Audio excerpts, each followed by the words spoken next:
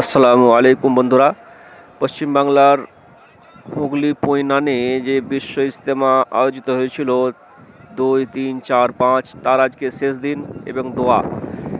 যে সামনে আপনার দৃশ্যটি দেখতে পাচ্ছেন, ভিড়ের ঢল। এটি হচ্ছে দোয়ার পরের একটি দৃশ্য। লক্ষ লক্ষ মানুষ সকলেই এই দোয়াতে অংশগ্রহণ করেছিলেন এবং 3-4 দিন ব্যাপী আয়োজিত এই ইসলামিক সমাবেশে সকলে অংশগ্রহণ করেছিলেন। সকলে এই উদ্দেশ্যে এসেছিলেন ভালো কথা শুনবো, ভালো পথে চলবো, ভালো কিছু শিখে আমরা তার প্রতি নিজের জীবনকে বাস্তবায়িত করবো, সেই উদ্দেশ্যে এসেছিলেন। এখন তিনারা বাড়ির দিকে রওনা দিচ্ছেন। এই যে আপনার দৃশ্য দেখতে পাচ্ছেন, প্রায় যে মানুষ সমবেত হয়েছিল তার আয়তন প্রায় 4 কিলোমিটার বাই 4 কিলোমিটার, শুধু কেবল মানুষের থাকার জায়গাটি।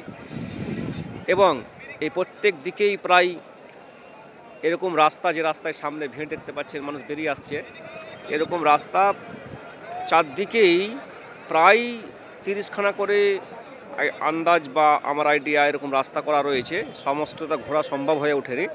প্রত্যেক রাস্তাতে এইভাবে ভিড় ঢল ঢল ধরে মানুষ বাড়ির দিকে রওনা দিচ্ছেন। সকলকেই আবেদন করব, যারা আমরা এসেছিলাম এই দোয়াই শরিক হয়েছিলাম, সমবেত হয়েছিলাম, ইসলামিক আমরা অনুষ্ঠানে এসেছিলাম, সকলকে বলবো বাড়িতে যাওয়ার পরে সকলেই যেন যে সমস্ত ভালো কথাবার্তা দিনে শুনেছি তার প্রতি আমল করব, সেটা মেনে চলবো। যে সমস্ত কাজগুলো আমাদের করণীয় নয়, ইসলামে সেগুলো নিষিদ্ধ, সেই সমস্ত কাজ থেকে আমরা সকলেই সেগুলো দূরে থাকবো।